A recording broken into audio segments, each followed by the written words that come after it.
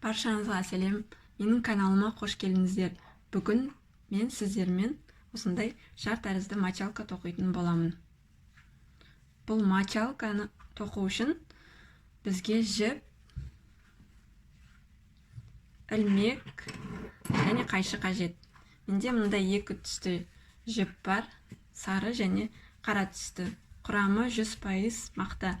Мақтадан тоқуым себебі маған бір кісі баласына осылай тапсырыс берді. Баласының кожасы, терісі тітіркенгіш болғандықтан осындай жұмсақ жіптен тоқып жатырмын. Негізі арнайы мочалочный рукодельница деген жіптен де тоқуға болады. Менің ілмегімнің номері 4. Кәнекей бастайық. Ең алдымен мочалкаға негіз тоқып аламыз. Ол үшін ғажайып шеңбер жасаймыз.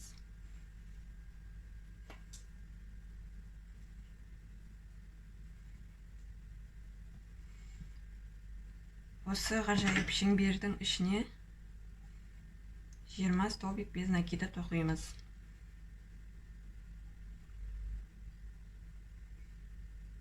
Біреу, екеу,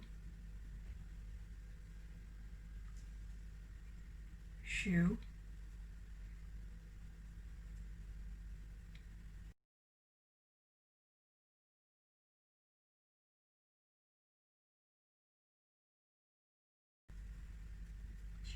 мінекей біз 20 столбик без накида тоқыдық. Енді жіпті тартып, ғажайып шеңберді кішкене қысқартамыз. Және рядты бір-біріне жалғаймыз.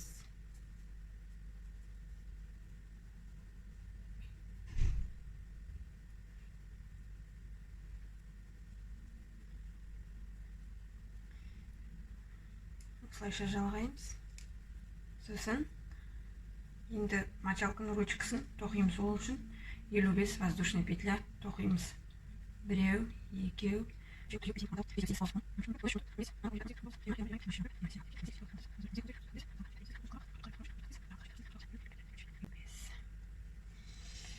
мінекей 55 воздушный петля тоқыдық. Енді осы воздушный петляны беті оң қаратып тұратындай дұрыстаймыз. Және де дөңгелекке жалғаймыз. Сол соединительный столбик жасалған петляға, петляның ішіне жалғаймыз. Сол жерге салып. Енді мен мочалканы тоқып бастаймын.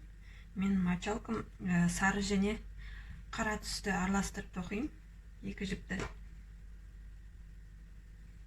сары түсті қосам. Сіздер өзіңізге ұнаған түсті қосып тоқи берсеңіздер болады.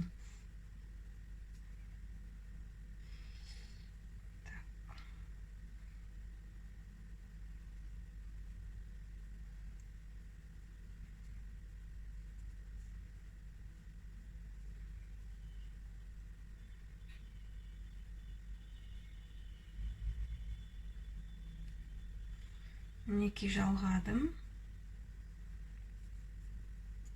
Енді мочалканың бірінші рядын бастаймыз. Ол үшін 3 воздушный петля тоқимыз. 1, 2, 3 және осы бастаған петляға 2 столбик с накидом тоқимыз. Біреу,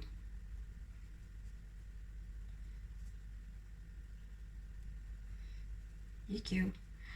Жаңа жалғаған кезде қалған жіптерді астына салып өстіп тығып қойсақ болады сразу.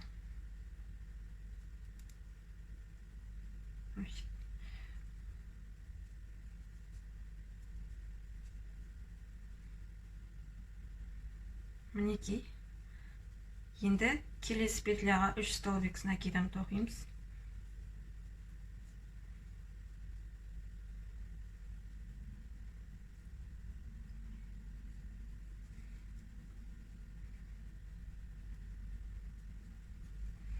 біреу,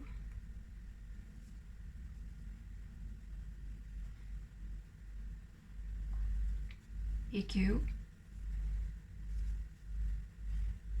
үшеу.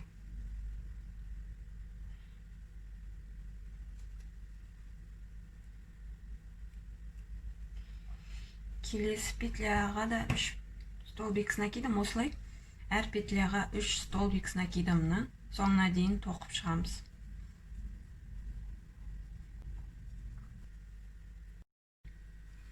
Мінекей біз бірінші рядты аяқтадық. Енді мына 3 воздушный петля басында жасаған. Соның 3-ші петлясына крючок саламыз. Осылай. И жіпті тартып шығарамыз. Осылай. Рядты бір-біріне жалғаймыз. Сосын басында тоққан кезде мынадай қалған жіпті осы кезде қазір тығып қоюға болады. Ол үшін кішірек крючокты алып,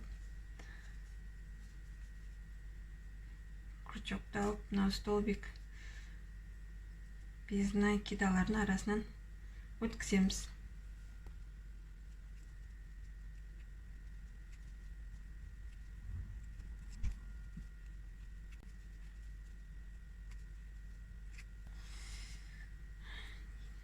Мен жасап болдым. Енді артық жіпті қырқып тастаймыз. Сосын екінші рядты тоқуға кірісеміз.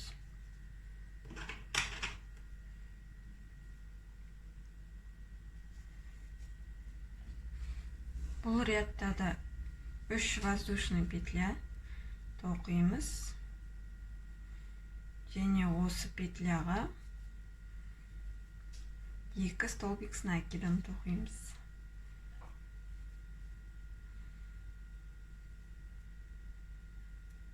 Біреу,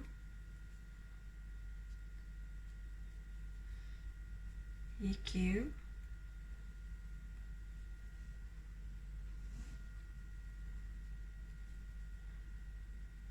үшеу. Жоқ, екеу. 3 воздушный петля тоқыдық. Енді келесіне 3 столбик накидам тоқимыз. Біреу, екеу, үшеу. Енді осылай рядтың соңына дейін тоқып шығамыз. Әр петляға 3 столбик накидам. Өстіп, қалған рядтарды да осылай тоқып шығамыз. Өзіміз қалаған көлемге дейін.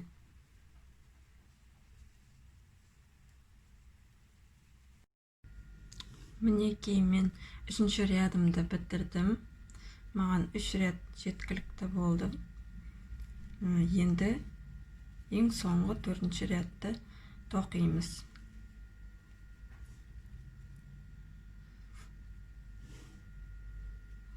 Ол үшін 1 воздушный петля жасаймыз. И осы петляға столбик без накида тоқимыз. 1 столбик без накида. Келесі петляға 2 столбик без накида. Біреу, екеу. Келесі петляға 1 столбик без накида. Келесіне 2 столбик без накида. Біреу, екеу. Осылайша осы рядтың соңына дейін осылай тоқып шығамыз. Біреуіне 1 столбиктан, екіншісіне 2 столбиктан. Мінекей мен 4-ші рядымды тоқып бітірдім. Енді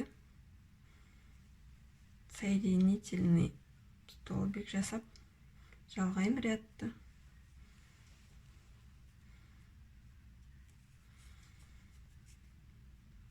жіпті қырқып тастаймыз.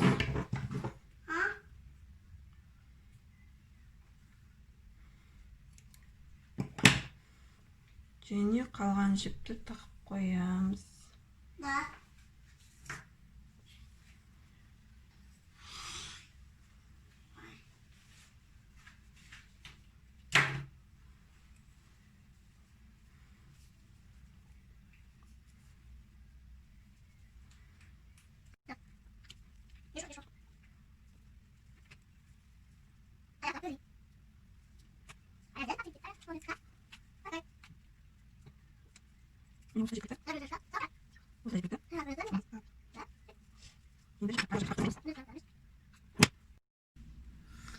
Мен төртінші рядты тоқып біттім.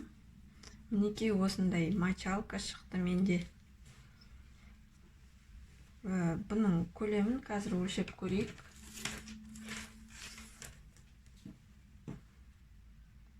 Көлемі 10,5 сантиметрдей. Видеоны соңына дейін көргендеріңізге рахмет. Лайк басып, комментарий жазуды ұмытпаңыздар. Және де менің каналыма тіркеліңіздер. Сау болыңыздар.